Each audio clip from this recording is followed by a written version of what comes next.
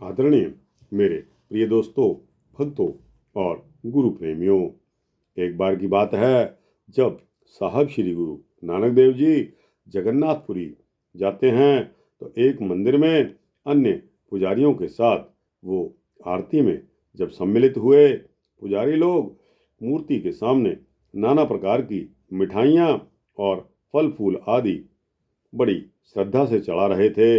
ऐसा देखकर साहब श्री गुरु नानक देव जी इतने हैरान हुए कि आरती के समय वो खड़े होना ही भूल गए। पुजारियों को यह बात अच्छी नहीं लगी और जब आरती समाप्त हो गई तो उन्होंने गुरु जी से पूछा कि हे महाराज, आप तो दुनिया को भगवान का भजन करने का उपदेश देते हैं, पर आप स्वयं आरती के समय खड़े क्यों नहीं हुए? तब गुरुजी बोले कि गगन में थाल रविचंद दीपक बने, तारका मंडल जनक मोती, धूप मल आन लो पवन चवरो, करे सगल बन राय फूलंत ज्योति, कैसी आरती होए भवखंडना तेरी आरती, अनहता सबद वाजंत भेरी।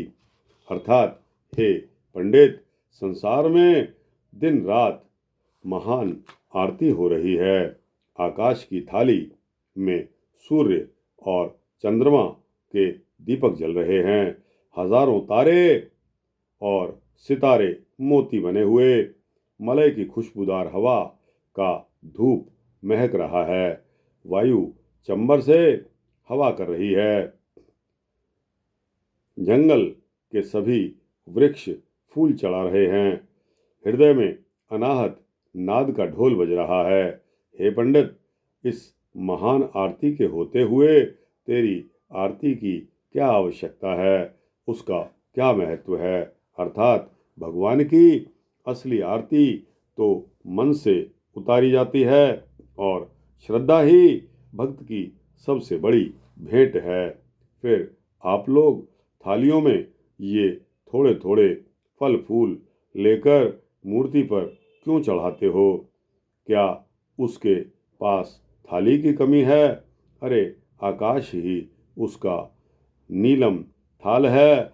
सूर्य और चंद्रमा की तरफ देखो, वे भगवान की आरती में रखे हुए दो दीपक हैं। ये तारे ही उसके मोती हैं और हवा से दिन रात चमर झुला रही है। जब इस प्रकार सारे संसार में उसकी सच्ची आरती उतारी जा रही है तो यह नकली आरती उतारने से हमें क्या लाभ? मैं तो मन ही मन भगवान का स्मरण कर रहा था, इसलिए मुझे खड़ा होकर दिखावा करना अच्छा नहीं लगा।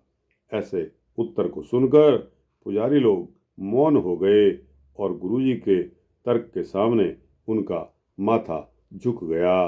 दोस्तों, यह वृतांत तब आता है जब साहब श्री गुरु नानक देव जगन्नाथपुरी के लिए गए थे। दोस्तों, गुरबाणी के अनुसार यही वृतांत कुछ और बड़ा है और थोड़ा इससे भिन्न भी है। उसको मैं आपको सुना देता हूँ। कहा जाता है कि साहब श्री गुरु नानक देव जी जब जगन्नाथपुरी गए तब उनकी वेशभूषा को देखकर मंदिर के प्रहरियों ने उनको अंदर जाने से मना कर दिया। मना करने पर कोई बात नहीं, गुरु नानक साहब वहीं समुद्र के किनारे अपना डेरा लगाकर बैठ गए।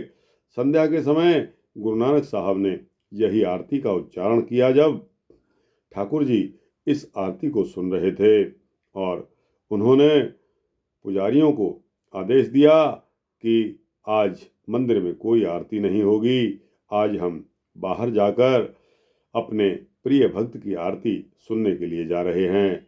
सारे के सारे पुजारी एकदम सुनकर हैरान हो गए। उनकी आदेश को, उनकी डायरेक्शन को देखकर, क्या आज भगवान जगन्नाथ हमसे वास्तव में नाराज हैं? नाराजगी का कारण क्या था कि जो मेरा सच्चा भक्त मेरे दर्शनों के लिए आया था उसको तुमने मंदिर के अंदर उसको आने की आज्ञा नहीं दी, इसलिए मैं आज उसी की आरती सुनने जा रहा हूँ। आज मंदिर में आरती नहीं होनी चाहिए। तो दोस्तों, पुजारी भागे भागे समुद्र के किनारे जाकर देखते हैं तो गुरु नानक साहब यही आरती का गायन कर रहे थे।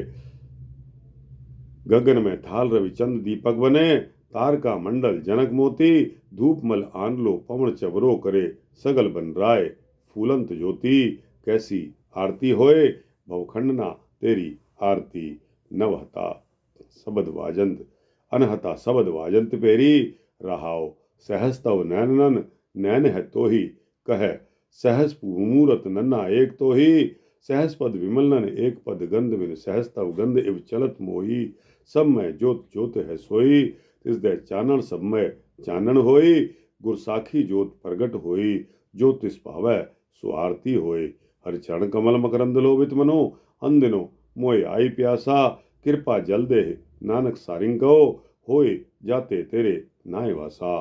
तो दोस्तों, गुरु नानक साहब ने आरती के माध्यम से पूरी की पूरी प्रकृति को लपेट दिया। चंद्रमा, सूरज, तारे, आकाश सभी उस प्रभु पिता कर परमात्मा की सेवा में लगे हैं। दोस्तों, उसके सामने हमारी अपनी एक इंडिविजुअल, एक अपनी व्यक्तिगत आरती का क्या। दोस्तों, इसके जरिए गुरु नानक साहब ने वहाँ जगन्नाथपुरी में श्री जगन्नाथ जी को यह आरती जब उच्चारण की, यही आरती आजकल सभी गुरुद्वारों में संध्या आरती के समय गाई जाती है। दोस्तों, यह वृत्तांत यहाँ समाप्त होता है। आपको यह वृत्तांत कैसा लगा? अच्छा लगा हो तो इसको लाइक और शेयर करते हुए अपने दोस्तों, भक्तों, मित्रों, जिज्ञासुओं तक पहुँचाना।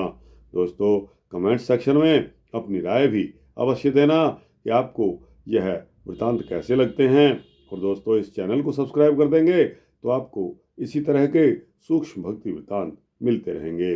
वाहिगुरु जी का खालसा, वाहिगुरु जी की फतेह।